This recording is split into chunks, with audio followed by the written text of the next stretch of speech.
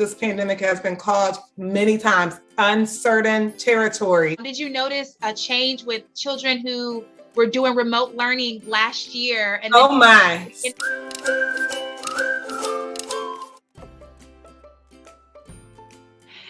In today's episode, we have teacher Jessica Jones here to share about what it's been like teaching throughout this whole pandemic and some quick tips of how she is not just surviving, but thriving as a new teacher. So, hey, Jessica, thank you for coming. Welcome. She is a Brown Bear Book Club member. If you are new to this channel, the Brown Bear Book Club, we offer resources for young children. So anybody who works with young children, parents and teachers. So go ahead and hit that like and subscribe button if you enjoy content like this. Otherwise, let's get right into it, Jessica. Jessica, what has been your biggest challenge as you have been teaching throughout this pandemic? Starting off, it was very uncertain. Like this pandemic has been called many times, uncertain territory. Just what is it called? The superintendent, they would come and they would tell me, you all have to do certain things in your classroom. You have to make sure you're sanitizing. You have to make sure that your children are wearing their masks. Did you notice a change with children who were doing remote learning last year? And oh my. So, yeah. So how did you address that? Well, first time kindergarten teacher coming into the classroom, you're like, yeah, my first group of kindergartners.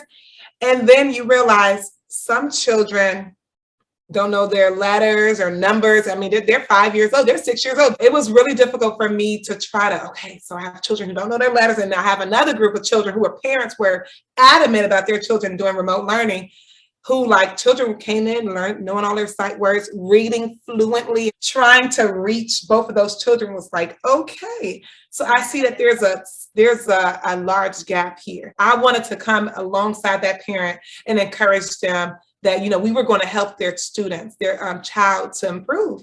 And so I started putting them in differentiating their learning, which means just teaching each child at their level, putting them in groups with children who are similar at the similar stage as them, and just really creating a welcoming learning environment so that every child knew that they were capable. And when I tell you, a lot of those children have improved, and it's not just for me being a great teacher, it was because I had support, reading specialists, math workers, just everyone really coming together, even a social work team coming together to support those children. And I mean, they have really, really closed the gap.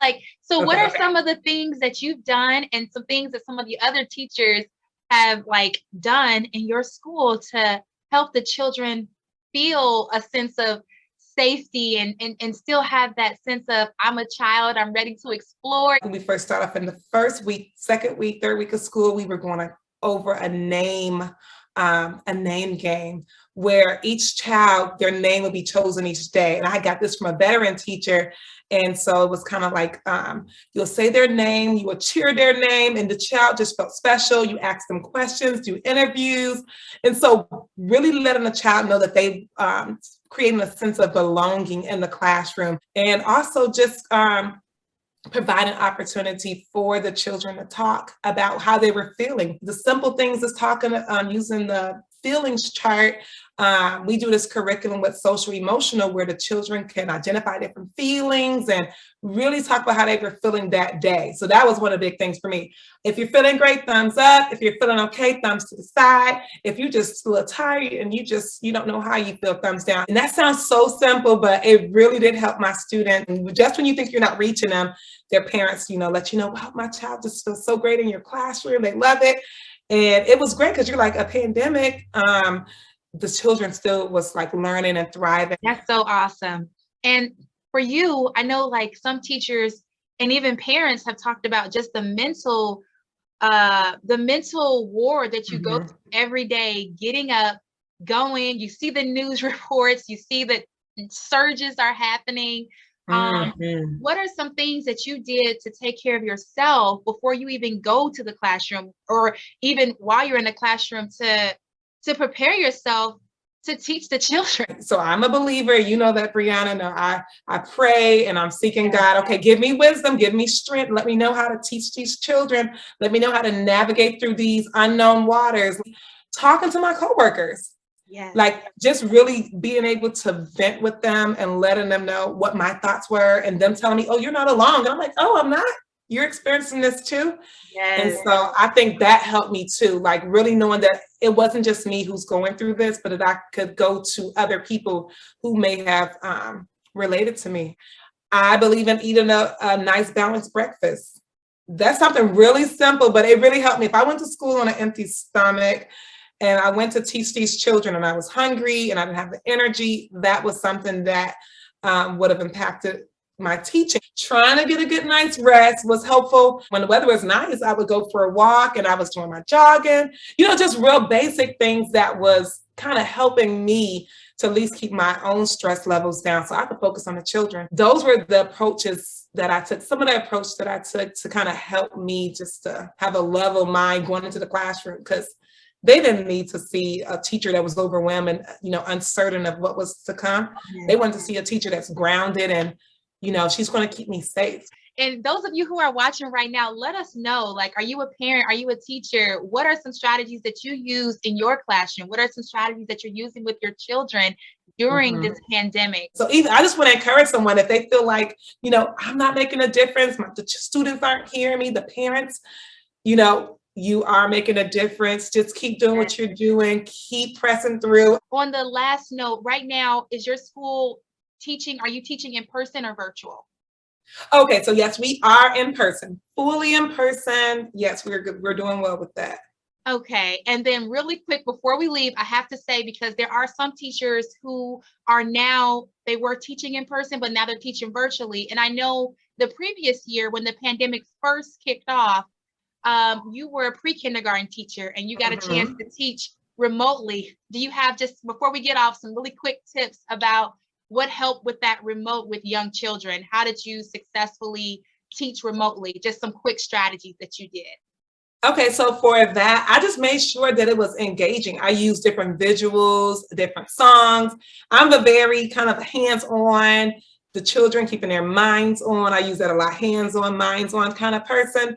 So just really make it engaging, because it's already difficult for the children to be on the other side of a screen, but for them to know that, oh, I have this teacher and she's like having me moving, and also keeping parents in the loop. I sent the parents home with like a little sheet of what they can do. So before we even got on there, the parents knew what to expect and knew what materials to gather. Yes, that's really, really good. And I guess on the last and final note, time, what advice would you give to parents? I know as a parent myself, although my children don't go to public school, but they're involved in different activities. And as a parent, there were many moments where I'm like, should I send my child to this activity because I'm nervous of exposure and safety, and or I'm nervous about if my child does get COVID, how will they respond, or how will we respond as a family? I guess my question to you is, what advice would you give to parents who may be struggling with, should I even send my child to school right now? And if they are sending their child to school, what are some advice that you would give to them to comfort them in the midst of all of this? Well, I would definitely say, please send your child to school, unless you have an environment at home where it's truly educating the children and getting them on top of their studies. So if you have that at home, you're good to go. You have a great support system where you could teach them, you could go over those academic things, go over those social emotional things, where they have, family members where they could spend time with and build those social skills. If you have that at home, you're good to go.